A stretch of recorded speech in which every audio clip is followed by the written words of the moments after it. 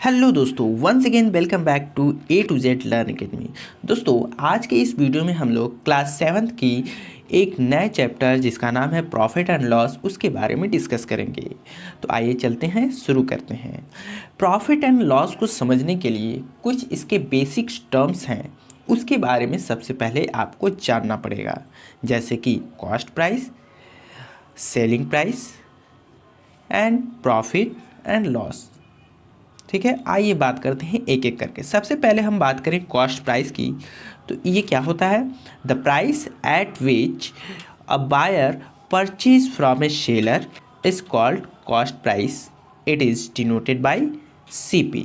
It means अगर suppose that आप किसी दुकानदार से कोई सामान आप खरीदने जाते हैं, सपोज डैट आप एक बिस्किट खरीदने जाते हैं और आप वो बिस्किट 5 रुपीज़ में ख़रीद रहे हैं। ठीक है, 5 रुपीज़ में आप ख़रीद रहे हैं, तो ये जिस रुपीज़ में जितने अमाउंट में जितने पैसे में आपने उस सामान को ख़रीदा, वही वैल्यू क्या होता है? कॉस्ट प्राइस होता है। जैसे कि इस बिस्किट के लिए आपका जो कॉस्ट प्राइस होगा वो क्या होगा? 5 रुपीज़। ठीक है, ठीक ऐसे ही एक और एग्जांपल समझते हैं दोस्तों। सपोज डैट आप एक पेन बेचने वाले दुकानदार हो, तो आप अगर एक पेन बेचते हो तो ऐसा तो है नहीं कि जितने रुपए में आप खरीद के लाओगे उतने ही रुपए में आप बेच दोगे, ऐसा तो है नहीं।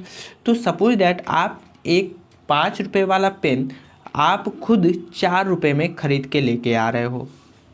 ठीक है, तो जितने रुपए में आपने उस सामान को खरीदा, वही उसका क्या कहलाता है? कॉस्ट प्राइस कहलाता है, और इसे शॉर्ट में CP से डिनोट करते हैं। आई होप आपको समझ में आ गया होगा। बात करते हैं नेक्स्ट सेलिंग प्राइस की। सेलिंग प्राइस क्या होता है दोस्तों? The price at which a seller sells an article through a buyer is called the selling price. इसका मतलब, जैसे मान लीजिए आपने जो पेन 4 रुपये में ख़रीद के लेके आया था, अब उसको आप अपने ग्राहकों को, अपने कस्टमर को सेल करेंगे, तो ऐसा तो है नहीं कि 4 ही रुपये में सेल करेंगे, आप उसे कितने रुपए में सेल करेंगे? 5 रुपीज़ में। ठीक है, तो ये जो 5 रुपीज़ है दोस्तों ना, यही 5 रुपीज़ क्या कहलाएगा? Selling price. Selling price means बेचने वाला प्राइस। ठीक है, आप उस पेन को 5 रुपये में बेच रहे हो, तो 5 रुपये क्या हो जाएगा? सेलिंग प्राइस, और इसे शॉर्ट फॉर्म में SP से डिनोट करते हैं। ठीक है, तो वैसे ही सपोज दैट आप एक बिस्किट खरीद के लाए थे 5 रुपये में, लेकिन उसे आप बेच रहे हैं कितने में? उसे आप बेच रहे हैं 7 रुपीज़ में। तो जब आप 7 रुपीज़ में बेच रहे हैं, तो यही 7 रुपीज़ क्या हो जाएगा? आपके लिए सेलिंग प्राइस हो जाएगा, और इसे शॉर्ट में SP ही लिखेंगे। ठीक है, बात करते हैं नेक्स्ट एक एग्जाम्पल से, आपको फिर से समझाता हूँ। तो एग्जाम्पल है, Raman buys a pen for ₹20 and sells it to Rekha for 25। ठीक है, यानी रमन नाम का एक लड़का है जो एक पेन खरीदता है और 20 रुपीज़ में उसे खरीदता है। तो वो अपने लिए खरीदा, तो ये क्या हो गया दोस्तों? ये हो गया CP। लेकिन जब वो बेचता है रेखा को कितने रुपए में? 25 रुपीज़ में। तो वो दूसरे को, यानी अपने कस्टमर को बेच रहा है, तो कितने रुपए में बेचा? 25 रुपीज़ में। तो ये इसका क्या हो गया? SP हो गया। ठीक है, यानी CP इज इक्वल टू हो गया 20 rupees and SP is equal to हो गया 25 रुपीज़। ठीक है, इसके बाद हम बात करते हैं प्रॉफिट एंड लॉस के बारे में। अब सपोज डैट दोस्तों, आप इसी पेन को खरीद के लेके आए 20 रुपीज़ में, लेकिन बेच रहे हैं 25 रुपीज़ में, यानी कहीं ना कहीं आपको 5 रुपीज़ एक्स्ट्रा मिल गया। ठीक है, तो जितना प्राइस आप एक्स्ट्रा आपके पास आ जा रहा है, वही क्या कहलाता है? प्रॉफिट कहलाता है। यानी जितना प्राइस आप एक्स्ट्रा करके बेचते हो, वही प्रॉफिट कहलाता है। ठीक है, यानी कितना आपको फ़ायदा हुआ। ठीक है, तो प्रॉफिट का फॉर्मूला होता है selling price minus cost price. ठीक है, अब selling price minus cost price ही क्यों? क्योंकि दोस्तों देखिए, सेलिंग प्राइस की वैल्यू क्या है? ज़्यादा है, और कॉस्ट प्राइस की वैल्यू कम है, इसलिए सेलिंग प्राइस में से कॉस्ट प्राइस को माइनस करेंगे तो क्या मिलेगा, प्रॉफिट मिलेगा। ठीक है, आई होप आपको समझ में आ गया होगा। एक एग्जाम्पल से इसको समझते हैं।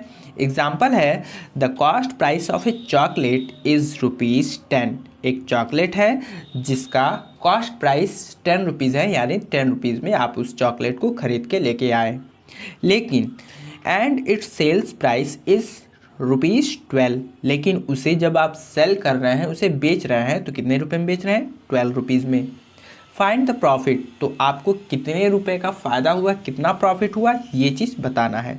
तो प्रॉफिट का फार्मूला होता है SP माइनस CP, जो कि हमने ऊपर अभी यहाँ पे डिस्कस किया है। ठीक है, SP कितना है दोस्तों, SP है 12 रुपीज़, 12, और CP 10 है, तो CP की जगह 10 रख देंगे। 12 में से 10 को माइनस करेंगे तो आपका आंसर आ जाएगा 2, यानी 2 रुपीज़ का क्या हुआ, प्रॉफिट हुआ। ठीक है, आई होप आपको समझ में आ गया होगा। अब बात करते हैं हम लोग लॉस के बारे में। लॉस क्या होता है दोस्तों, देखिए सबसे पहले लॉस को समझते हैं कि होता क्या है। जैसे सपोज दैट आपने एक कॉपी खरीद के लेके आया, क्या चीज़, कॉपी, ठीक है, कॉपी या फिर बुक, ठीक, और उसका जब आपने खरीद के लेके आया तो उसका 15 रुपीज़ कॉस्ट था, यानी 15 रुपये में उस कॉपी को खरीद के लेके आया। लेकिन अगर आप एक दुकानदार हो तो आप तो यही चाहोगे ना, जितने रुपए में हम खरीद के लेके आए उससे ज़्यादा रुपए में हम बेचें, ठीक, सही है।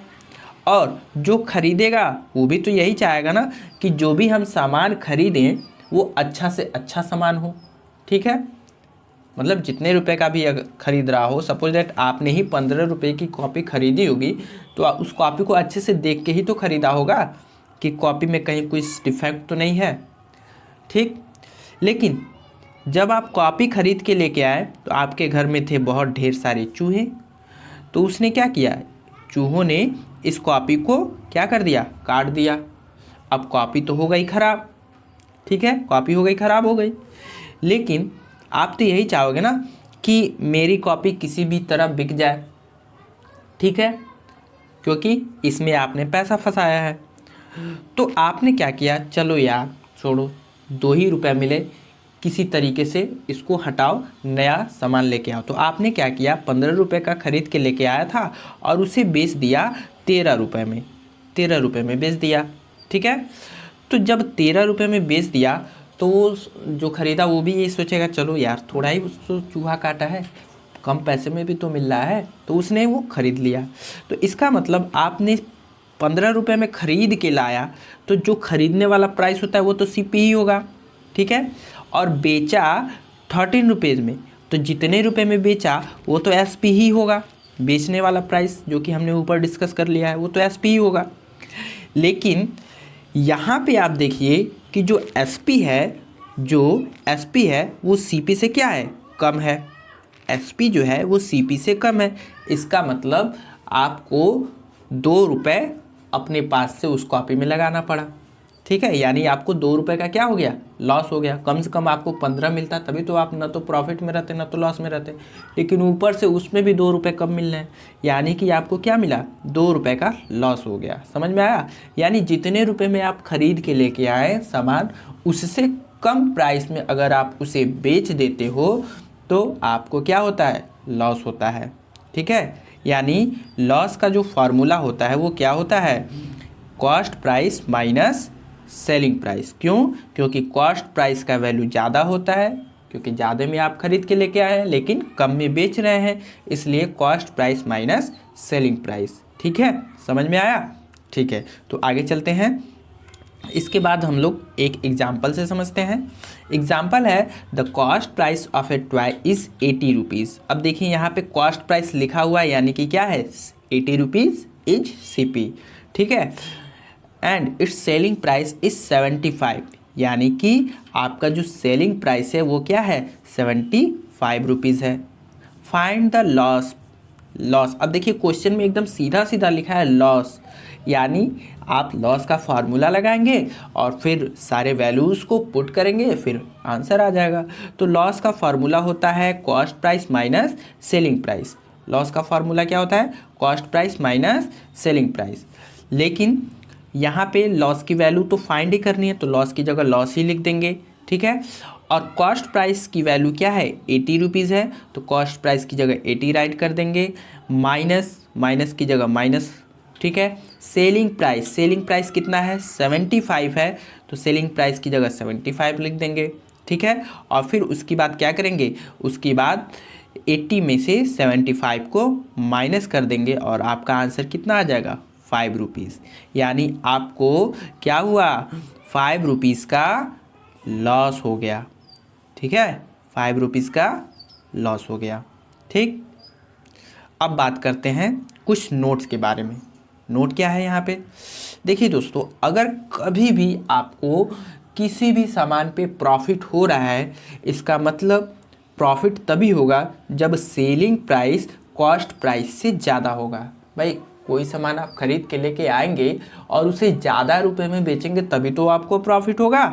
तो ये बातें ध्यान देनी है कि प्रॉफिट में हमेशा सेलिंग प्राइस कॉस्ट प्राइस से ज़्यादा होता है, ठीक है। सेलिंग प्राइस कॉस्ट प्राइस से हमेशा ज़्यादा होता है। और जब हम प्रॉफिट फाइंड करते हैं तो ज़्यादा में से कम को माइनस करते हैं, यानी सेलिंग प्राइस में से कॉस्ट प्राइस को माइनस कर देंगे तो आपका क्या निकल जाएगा, आपका प्रॉफिट निकल जाएगा। ठीक वैसे ही अगर हम लॉस की बात करें तो लॉस में सेलिंग प्राइस जो होता है कॉस्ट प्राइस से छोटा होता है, यानी कम होता है। क्यों भाई, जितने में आप खरीद के लेके आ रहे हैं उससे कम ही रुपीज़ में तो बेच रहे हैं, ठीक है। जितने में, जैसे हमने एक कॉपी का एग्जांपल लिया था, 15 रुपीज़ में आपने कॉपी खरीदा था, लेकिन बेचा था कितने रुपीज़ में, बेचा था आपको 13 रुपीज़ में।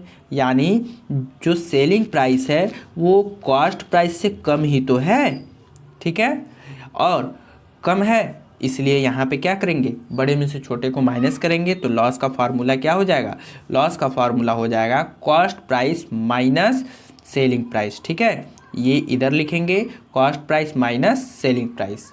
समझ में आया, ठीक है। तो इस तरीके से आपके चैप्टर नंबर 4 जो कि प्रॉफिट एंड लॉस है, उसके पहले एक्सरसाइज से रिलेटेड सारे कॉन्सेप्ट जो है हमने आपको पढ़ा दिया, और आई होप आपके सारे कॉन्सेप्ट भी क्लियर हो गए होंगे और पहले से भी आप इसके बारे में जानते होंगे। चलिए अब बात करते हैं हम लोग एक्सरसाइज की। एक्सरसाइज 4A में क्वेश्चन नंबर फर्स्ट है, find the cost price, selling price and profit और लॉस इन ईच केस, ठीक है। यानी इस क्वेश्चन में दोस्तों अगर कॉस्ट प्राइस हो पा रहा है तो कॉस्ट प्राइस निकालेंगे, सेलिंग प्राइस अगर फाइंड हो पा रहा है तो सेलिंग प्राइस निकालेंगे, प्रॉफिट होगा तो प्रॉफिट, या फिर लॉस होगा तो लॉस निकालेंगे। ऐसा नहीं है कि एक ही क्वेश्चन में ये सारे का आंसर मिल सकता है। क्यों, क्योंकि किसी भी सामान को बेचेंगे तो उसमें दो ही केस होंगे, या तो प्रॉफिट होगा या तो लॉस होगा, ठीक है। तो क्वेश्चन नंबर फर्स्ट का फर्स्ट में हो सकता है प्रॉफिट फाइंड करें, तो सेकंड में हो सकता है लॉस फाइंड करें, ठीक है। तो इसलिए हम लोग केवल अभी फर्स्ट वाले क्वेश्चन को सॉल्व करेंगे, ठीक है। तो क्वेश्चन नंबर फर्स्ट का फर्स्ट है कि a man buys a set of book for ₹725, ठीक है। एक आदमी है जो एक सेट पूरा बुक का खरीद रहा है 725 में, ठीक है। तो 725 क्या हो जाएगा, 725 आपका CP हो जाएगा। क्यों, क्योंकि उतने रुपए में वो खुद के लिए खरीद रहा है, ठीक है। एंड सेल्स देम फॉर ₹752, और फिर उसे कितने रुपए में बेच रहा है, फिर उसे बेच रहा है 752 रुपीज़ में, यानी वो दूसरे को बेच रहा है, तो ये क्या हो जाएगा, SP हो जाएगा, ठीक है। अब आपको CP यानी कॉस्ट प्राइस पता चल गया, SP यानी सेलिंग प्राइस पता चल गया, और अभी अभी हमने ऊपर बताया है कि कौन सा ज़्यादा होगा तो क्या फाइंड होगा, सेलिंग प्राइस ज़्यादा होगा तो प्रॉफिट निकलेगा, कॉस्ट प्राइस ज़्यादा होगा तो लॉस निकलेगा। तो आइए देखते हैं इसमें क्या है। इसमें कॉस्ट प्राइस है 725 और सेलिंग प्राइस है 752, यानी कि सेलिंग प्राइस जो है कॉस्ट प्राइस से ज़्यादा है। तो जब सेलिंग प्राइस कॉस्ट प्राइस से ज़्यादा होगा तो आप क्या फाइंड करेंगे, आप फाइंड करेंगे प्रॉफिट, और प्रॉफिट का फार्मूला होता है SP माइनस CP, ठीक है। तो जब SP माइनस CP प्रॉफिट का फार्मूला लगा के करेंगे तो SP की जगह SP की वैल्यू यानी 752 और CP की जगह CP की वैल्यू यानी कि 725, और जब आप इसको माइनस करेंगे तो आपका प्रॉफिट मिल जाएगा 27 रुपीज़। तो देखा दोस्तों, इस क्वेश्चन में हमें प्रॉफिट फाइंड करने को दिया गया था। ठीक है। नेक्स्ट क्वेश्चन में हो सकता है आपको लॉस फाइंड करने को दिया गया हो, जो कि आप खुद से करेंगे। आई होप आपको ये क्वेश्चन समझ में आ गया होगा, जिसकी मदद से आप क्वेश्चन नंबर फर्स्ट का सेकंड जरूर से सॉल्व कर लेंगे। चलिए बात करते हैं क्वेश्चन नंबर सेकंड की। ठीक है, क्वेश्चन नंबर सेकंड की बात करते हैं। ठीक है, आइए बात करते हैं क्वेश्चन नंबर सेकंड की। ठीक है, क्वेश्चन